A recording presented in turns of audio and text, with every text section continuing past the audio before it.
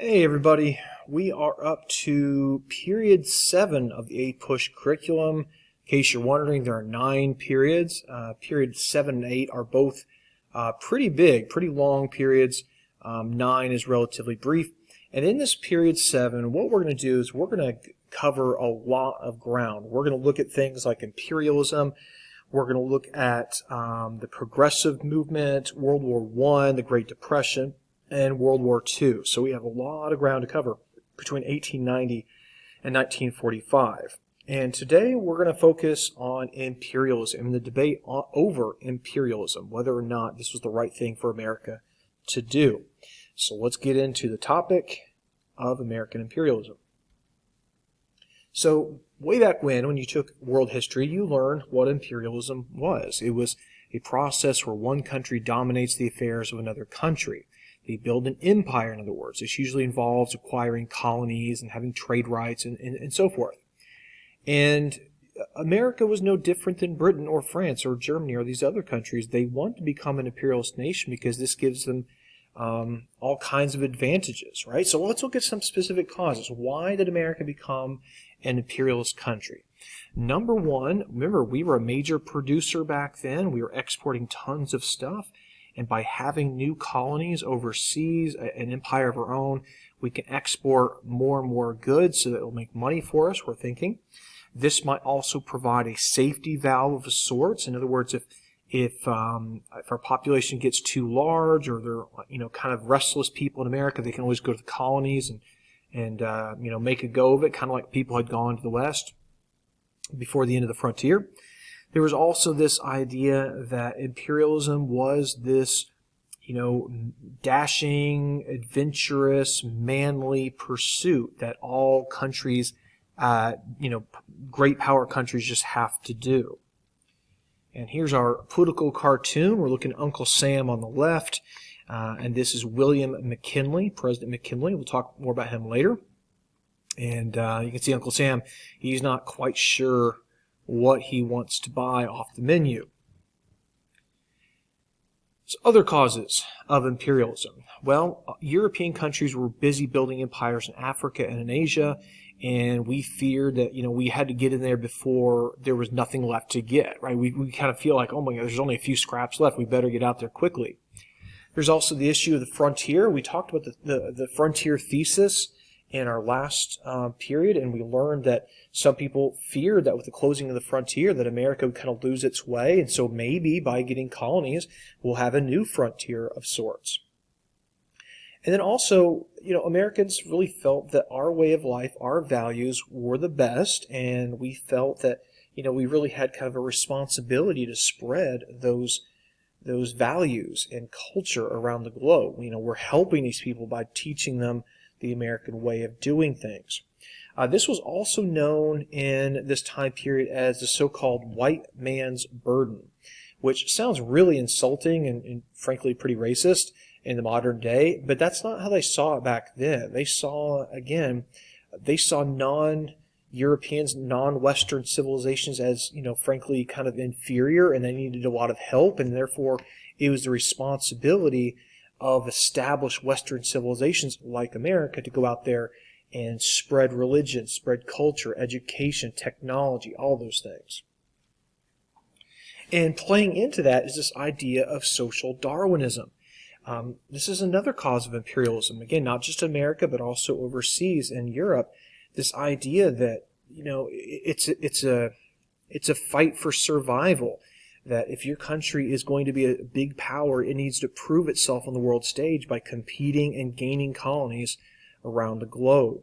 And if we're not expanding, then we're going to die, right? So you can see there's America and Britain and Germany all being carried around. Now, of course, this is a political cartoon. I mean, we didn't really get carried around on our shoulders, did we? Well, that's an unfortunate picture. All right, another cause of imperialism would be the work of a man named Captain Alfred Mahan. So he was a captain in the U.S. Navy, and he was also an historian. And he wrote this book called The Influence of Sea Power Upon History in 1890, and it was like an explosion of a book. I mean, it really the leaders of many countries across the globe read this book and were like, wow. And the basic takeaway of this book was, if you looked at history, the way countries dominated the world was through control of the sea. That was the number one thing. You had to control the sea. If you don't control the sea, you don't control anything. And this is going to help stimulate a naval arms race, which takes place before World War I, where all countries are just racing to build more battleships and destroyers and submarines and so forth. This idea is really still with us. I mean, if you look at navies across the world, America's Navy is, we have no rival. Not even close, okay? The aircraft carrier is like the ultimate Navy weapon these days, and you can see this is all the world's aircraft carriers. These are all Americans, and these are the rest of the world combined, right? So America's got, hands down, many times over, the best Navy on the globe. All right, now let's start applying this to the real world and going to Hawaii. So a little bit of context for this. Way before Hawaii became an American territory, Americans came to see Hawaii as kind of like America, an unofficial extension of the United States. And this is the result of a lot of trans-Pacific trade Americans were doing. And Hawaii, because of its central location in that ocean, was a great stopping off point to refuel or to trade or whatever.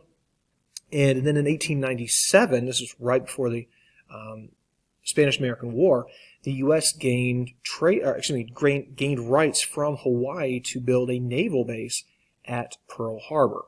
Not that we'll ever mention that naval base ever again. 1890. What happens was, back in America, a new tariff was placed on foreign sugars called the McKinley Tariff.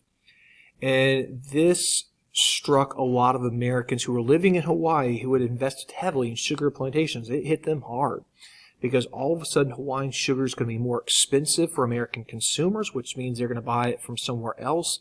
And Hawaiian sugar planters, by which I mean American sugar planters, have a lot to lose. So much so that people started to think, well, this tariff only applies to foreign sugar. If Hawaii were part of America, then we wouldn't have to pay that tariff. So maybe America should annex Hawaii. Well, standing in the way of that plan, of course, is the fact that Hawaii was an independent country. It had its own monarchy and its own queen. There she is, Queen Alida Okalani. And she was a pretty fair ruler, but she was also wary of the growing power and influence of American settlers in Hawaii. And those planters saw her as an obstacle. And so in 1893, she's overthrown, and basically Americans seized control of Hawaii. Now, they expected that America would annex them pretty much immediately. But kind of like Texas, it's going to hang out there as an independent country for a couple of years until the annexation happens. That doesn't take place until 1898. So this is kind of basically in the context of the Spanish-American War. And, American feared that if we don't take Hawaii, somebody else will, and we better take it while we can. And so let's go ahead and annex it and build, a naval base there, build coaling stations, just use it as kind of an American base of operations for the Pacific, which it, still functions that way today.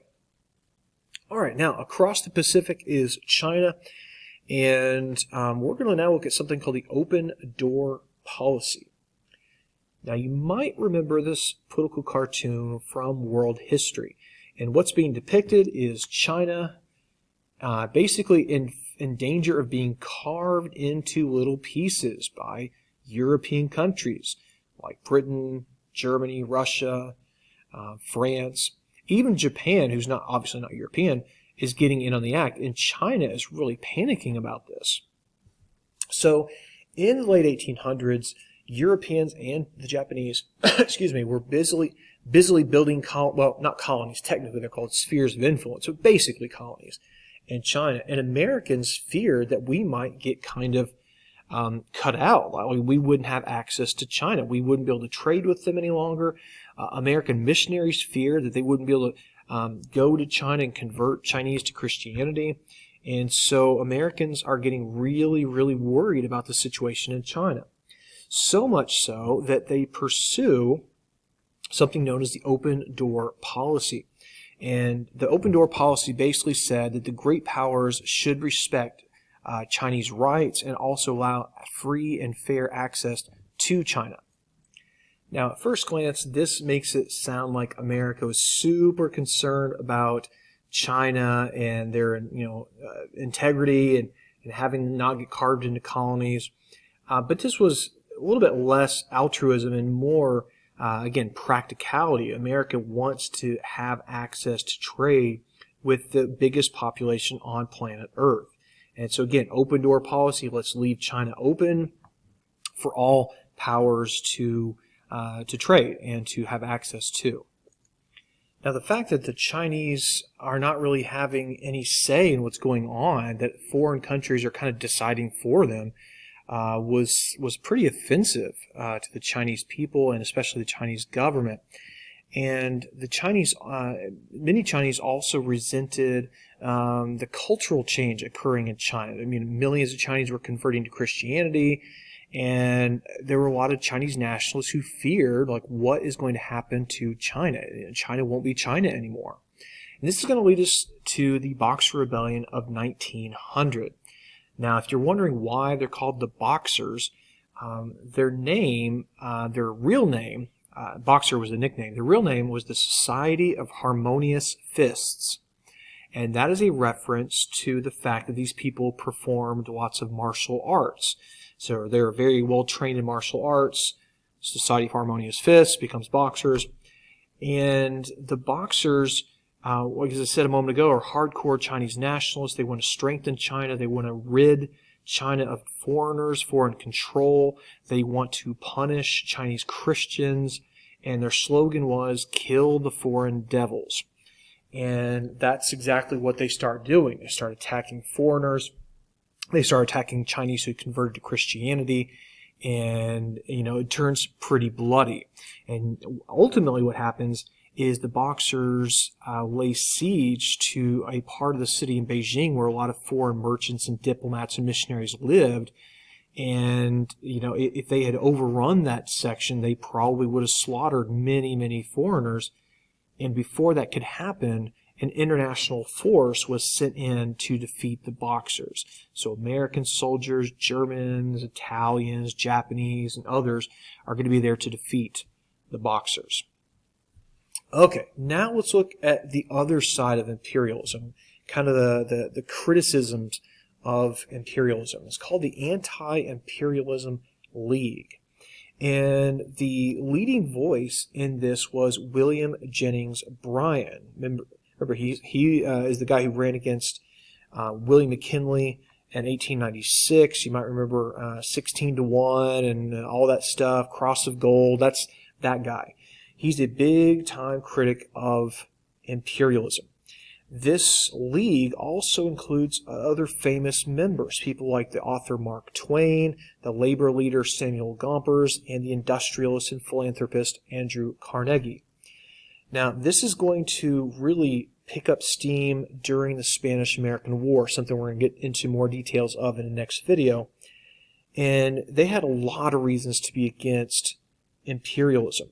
Now, on the labor side, Samuel Gompers was the leader of the AFL. The reason he is against this whole imperialism thing is the fear that by acquiring land in overseas territories, that you would have factories closing down in America, moving to those colonies because of cheap labor, and American workers would be hurt. Other fears with this whole imperialism thing was the idea that, by building colonies, America is really turning its back on its basic fundamental values.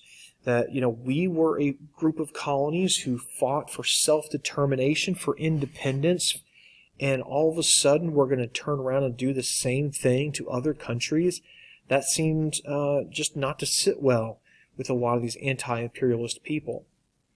Another fear was the lack of profit. One of the big attractive things about imperialism was the idea that you'll make tons and tons of money, right? You're going to get all these raw materials, plenty of customers for your own goods and so forth. And how could you possibly not turn a dime on imperialism? Well, maybe not. Maybe these colonies will turn out to be money pits where we're having to invest more and more and more in the colonies and never actually earning any money. Another big fear for imperialism was this idea that maybe the people we're including into our empire are just maybe so foreign to American values and culture that they really won't be able to be integrated, that it will cause all kinds of problems. It might cause rebellions in the colony that we'll then have to spend money and lives trying to put down. And it might just be that these people don't want to be part of the American empire. All right, so that is our discussion on the debate between the pro and anti-imperialist forces. And in our next video, we're going to continue looking at imperialism by looking at the Spanish-American War.